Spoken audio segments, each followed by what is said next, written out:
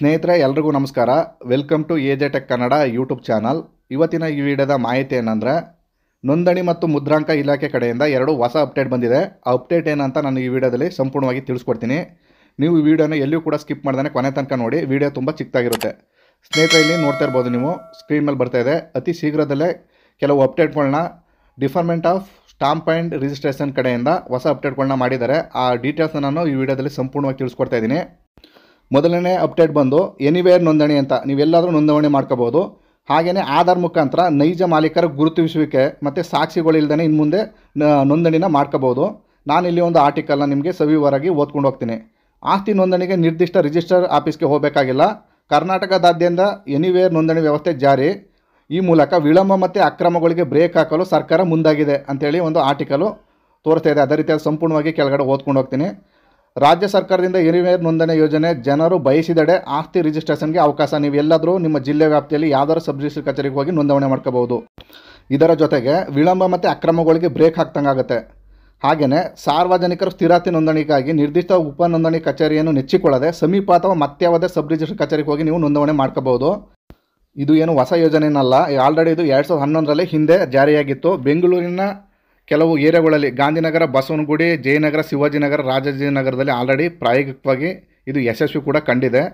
ಈಗ ಇದನ್ನು ರಾಜ್ಯದಾದ್ಯಂತ ವಿಸ್ತಾರ ಮಾಡ್ತಾ ಇದ್ದಾರೆ. ಈ ಬಗ್ಗೆ ಅಧಿಕೃತವಾಗಿ ಕೃಷಿ ಸಚಿವ ಕೃಷ್ಣ ಬೈರೇಗೌಡರು ಕೂಡ ಪತ್ರಿಕಾಗೋಷ್ಠಿಯಲ್ಲಿ ತಿಳಿಸಿದ್ದಾರೆ.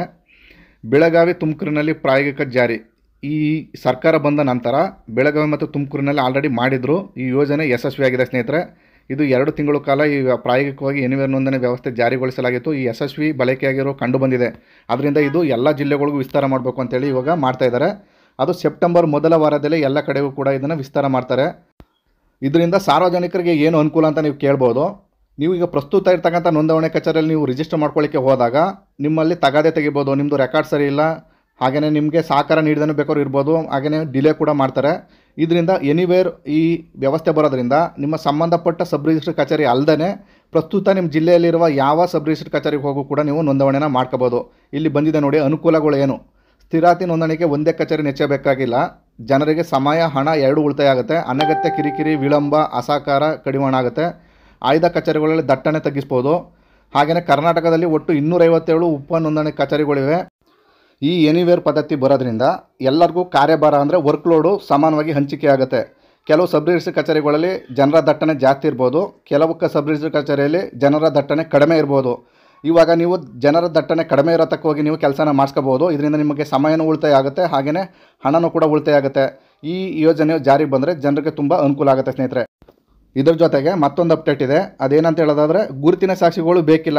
ಇನ್ನು ಮುಂದೆ ಯಾವುದೇ ವಿಟ್ನೆಸ್ನ ಹಾಕಿಸ್ಬೇಕಾದ ಅವಶ್ಯಕತೆ ಇರಲ್ಲ.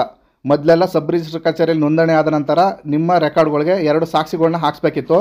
ಇನ್ನು ಮುಂದೆ ಆಧಾರ್ ಮುಖಾಂತರ ದೃಢೀಕರಣ ಆಗೋದ್ರಿಂದ ಇಲ್ಲಿ ನಕಲಿ ಅಸಲಿನ ಮಾಡಲಿಕ್ಕಾಗಲ್ಲ. ಯಾಕಂದರೆ ನೈಜವಾದ ಮಾಲೀಕನೇ ಆಗಿರೋದ್ರಿಂದ ಇವರಿಗೆ ಯಾವುದೇ ಸಾಕ್ಷಿ ಆಧಾರಗಳ ಅವಶ್ಯಕತೆ ಇರೋದಿಲ್ಲ ಸ್ನೇಹಿತರೆ. ಯಾಕಂದರೆ ಆಧಾರ್ ದೃಢೀಕರಣ ವೇಳೆ OTP ಮುಖಾಂತರ ಮೂಲ ಮಾಲೀಕನ ಗುರುತು ಮಾಡ್ಕೊಳ್ಳೋದ್ರಿಂದ ಯಾವುದೇ ವಿಟ್ನೆಸ್ನ ಅವಶ್ಯಕತೆ ಇರೋದಿಲ್ಲ. ಸ್ನೇಹಿತರೆ, ಇದಾಗಿತ್ತು ಮಾಹಿತಿ. ಈ ಮಾಹಿತಿ ನಿಮಗೆ ಇಷ್ಟವಾಗಿದ್ದರೆ ದಯವಿಟ್ಟು ನಮ್ಮ ಚಾನಲ್ನ ಸಬ್ಸ್ಕ್ರೈಬ್ ಮಾಡ್ಕೊಳ್ಳಿ. AJ tech Kannada YouTube channel ಅಂತ. ಇಲ್ಲಿ ತನಕ ವಿಡಿಯೋ ನೋಡಿದ್ದಕ್ಕೆಲ್ಲರಿಗೂ ಧನ್ಯವಾದಗಳು.